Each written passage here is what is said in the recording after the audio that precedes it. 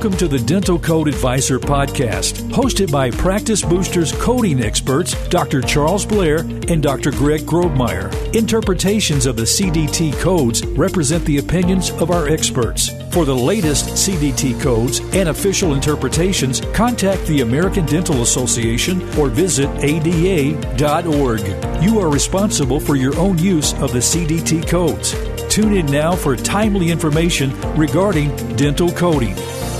Hello, and welcome to the fourth episode of the Dental Code Advisor podcast. I'm Dr. Greg Grobmyer. The last episode, we continued our discussion with Dr. Charles Blair, the preferred provider organizations, and looked at the documents that define the relationship between the dentist and the PPOs. We looked at handcuffs commonly found with participation, and we briefly discussed how to leverage optional services and alternate benefits and things like that. So if you haven't gotten a chance to go back and listen to episode 3, please do so. But today we're moving on. I've got another guest. We're going to be discussing the coordination of benefits. Now, I'll bet if you've been involved in filing insurance for any length of time, do you feel like coordination of benefits is something that you've got down and probably understand pretty well? But I will guarantee you that there are so many moving pieces in properly filing claims that involve multiple payers. It is highly likely that you're doing something that you can improve on. You're probably doing something incorrectly, and I guarantee you're going to learn something new on this podcast today.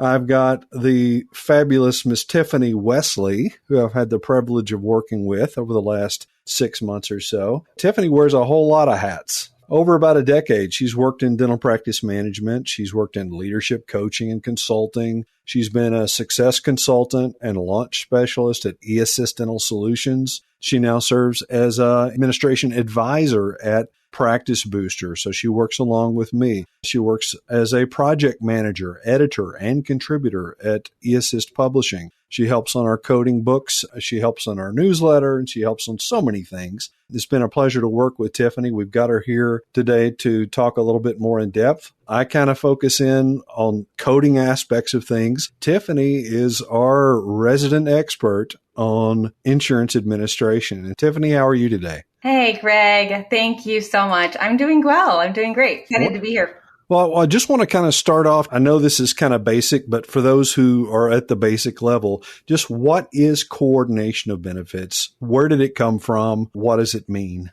So coordination of benefits really was designed so that claims aren't going to be overpaid when a patient has more than one insurance. The primary purpose being to really establish the order for you to submit claims in that payers reimburse those claims. Unfortunately, many plans don't actually have written contract language for coordination of benefits. So to kind of help clear up that confusion, the National Association of Insurance Commissioners, or the NAIC, created a coordination of benefits model for different insurance laws and regulations. And then they review those periodically in order to identify gaps and then fit them in a way that maybe the current model doesn't address. It's really kind of a complex situation because not all these models that they create are adapted by everybody. Is that correct? Right. In fact, states actually get to decide whether or not they want to adopt the NAIC COB model. Most states have adopted at least one version of the regulation model, but not all of them are actually using the most recent model, which was created in 2013. So state to state, this thing is varying and the laws aren't always the same for all the players involved. And on top of that, we've got the difference between self-funded plans and state-managed plans. Yeah, exactly. So the NAIC was really trying to help, right, to clear up all that confusion. But to make things even more complicated, only about half of the dental plans that are actually offered right now are actually regulated by state insurance laws. So then the rest of them are federally regulated through ERISA, or the Employment, Retirement, and Income Security Act of 1974. So we talked a little bit about that difference between self-funded and state-regulated plans in episode 2 of our podcast. Talked to Dr. Blair about that. And so if you go back and listen a little bit more of an explanation, you can go there. But we want to talk to a little bit about actually working with coordination of benefits when you're filing a claim. And the first step of this is just figuring out who is primary and who is secondary. And it's not always just a clear-cut, obvious thing. Right. So there are basically 5 questions that you can ask yourself to kind of help you figure it out as you go along. The first one being, is the patient the policyholder or are they a dependent? So typically a plan that covers a patient as an employee or a subscriber is going to be primary over a plan that covers a patient as a dependent. The only exception to this would be if the patient's a Medicare beneficiary, and then the order of that is going to be reversed. Wait, now say that one more time. If the patient is an employee, that's their primary plan. If they're a dependent, if they got mom and dad's insurance, then their insurance is going to supersede their parents' insurance, correct? Yes. Okay. Unless the patient is Medicare. Right. Then Medicare would be primary. Medicare becomes primary in that situation. Right. So typically patients who have Medicare are over the age of 65. You can have Medicare for other reasons, but when a patient turns 65, Medicare becomes primary to any plan that lists the patient as the policyholder. What other questions? You said that there were multiple questions to ask here. What else? Yeah. So then you also want to find out and ask yourself, is this plan medical or is it dental? So the Affordable Care Act actually kind of threw everybody for a loop by allowing medical plans to cover certain types of procedures for dependents up to the age of 26. As a general rule of thumb, medical plans, even those with those embedded dental benefits, will be primary to any type of a standalone dental plan, like a Delta Dental or something like that. And that's where knowledge of ICD-10 codes come in, filing with medical insurance. That's a topic that we'll be getting into on a different podcast. I'm not going to touch on that today. That's a pretty complex topic to cover. So what is another question that you should be asking? So next we want to know, is the patient actively employed? A plan that covers a patient as an active employee or as the dependent of an active employee is always going to be primary over a plan that covers the patient as a laid off employee or as a retiree. So let's say that a patient is a dependent on an active employee plan, but also has a COBRA plan because they were laid off from work. In this case, even though they're a dependent on the active employee plan, that plan is going to be primary, and then the COBRA plan would be secondary. Then we've got Medicare, and that kind of changes some things up too. What's the changes with Medicare? As I mentioned before, when a patient turns 65, Medicare then becomes primary, right, to all the plans that are listing them as a policyholder. With that being said, the same rule applies when we're talking about active employment. So let's say we have a 65-year-old patient who has a retiree plan. They also have Medicare, and they have an active employee plan through their spouse. So in this case, the active employee plan would be primary, and then Medicare would be secondary, right? Because the patient's 65. And then our tertiary or third in line plan that we would be sending claims to would be that retiree plan. So we're not talking about just primary, secondary. We're talking about tertiary. You can have many, many insurances, and there's a specific order in which you have to understand that these are going to be filed. Yeah, exactly. Not submitting claims in the right order is really going to make things complicated. You're going to have a lot of headaches on the back end just trying to figure out what's going on. It's going to postpone payment. It's going to make it where all the insurers are confused and asking for the other insurers' information, and really complicates things. Absolutely. Especially as a business owner, when you're thinking about the business team that you have handling all of these different claims and whatnot, you're not just delaying payment or receiving those, you're paying your business team their hourly salary or whatever just to try to clean things up and get them fixed. Well, moving on, we've got questions about the parent-child relationship. Yeah, so this is something that actually comes up a lot, right? We're in a culture of blended families. It's always hard to figure out, like, who do I send a claim to? So if you have a patient who's a dependent child and their parents are married, in this case, the birthday rule is going to apply. And that essentially says that whichever parent birthday occurs first in a calendar year, that plan is going to be primary. And that is taking into account the month and the day only. So if mom has a plan and her date of birth is January 1st of 1985, and then you've got dad who has a plan and his date of birth is December 31st of 1980, mom's plan is still going to be primary because it occurs first in the calendar year, and that year of birth doesn't matter. And this is in a situation where it's a married couple who are the biological parents of the child. Correct. Now, let's say, for example, you've got parents who are separated or if they're divorced. If there is a custody agreement in place, then the parent who has custody, their plan is going to be primary. If their spouse covers the dependent child on a plan, their plan's actually going to be secondary. Tertiary or third in line is going to be that non-custodial parent. And then fourth in line or quaternary would be their spouse. So custodial parent, that parent's spouse, non-custodial parent, and then the non-custodial parent's spouse. Okay. So those with custody, it is the biological parents first and then their spouse. And then it is the non-custodial couple who's tertiary and quaternary. Right, exactly. Now, the only exception to this really would be if for some reason there's a court order in place that outlines or specifies the way that claims should be submitted or paid. Any court order will always supersede the general rules of thumb that we're kind of talking about today. Okay. Now, what about plans where the child is married? Right. So this actually comes up quite a bit. You've got a child who is under the age of 26. They're still considered a dependent on the parent's plan, but they're also married and maybe they're covered as a dependent on their spouse's plan. So in this case, whichever plan has covered the patient the longest, that plan is going to be primary. Gets really complex, doesn't it? Yeah. Yeah, it can. Absolutely. That's why we have lovely flow charts and references and things to look at. I love flow charts. Yeah, absolutely. It really straightens things out sometimes.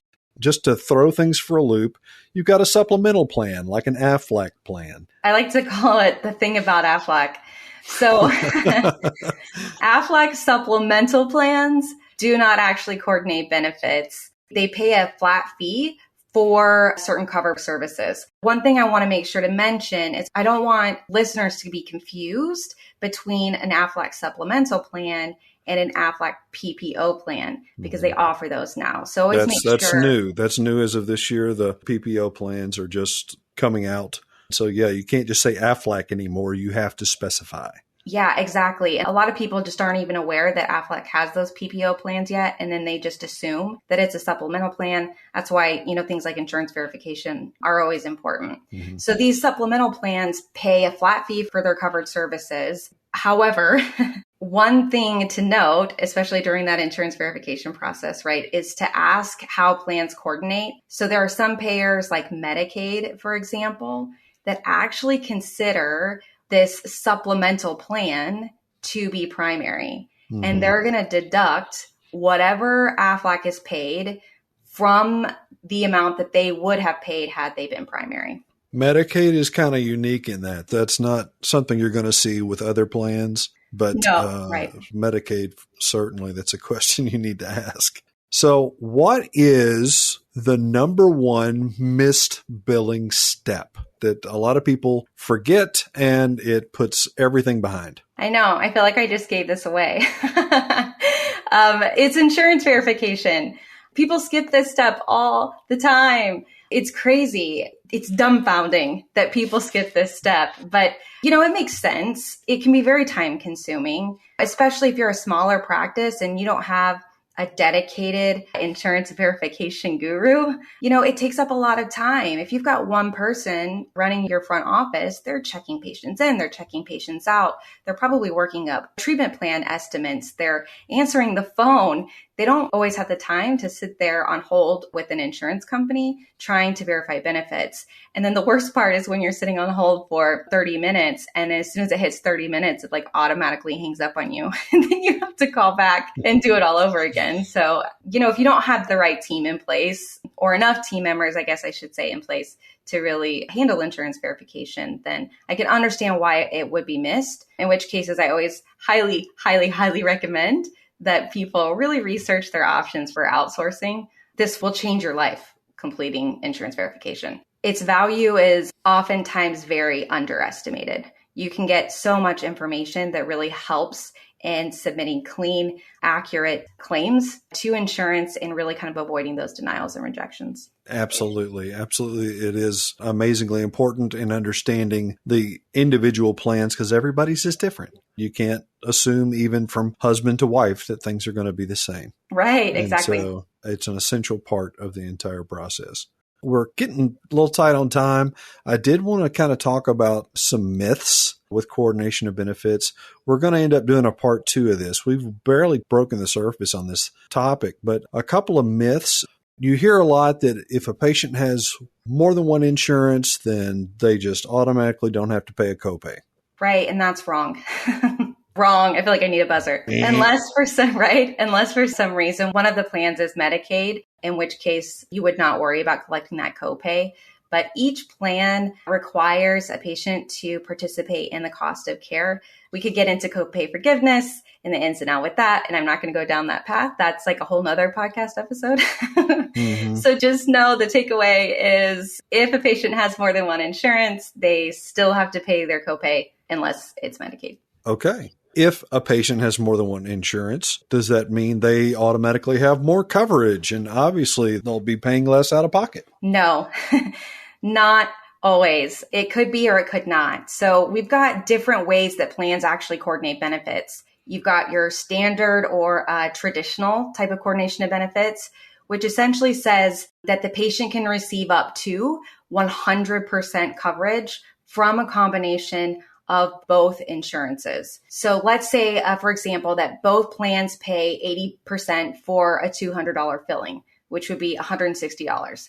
Primary pays the $160, and then secondary is going to pay that remaining $400 to get you up to that $200. And the office can keep up to their submitted fee, which is yet another reason why to always submit your full practice fee or discounted fee if you gave a discount and not the PPO fee. Yes. You want to absolutely make sure that you're getting every dollar that you're owed.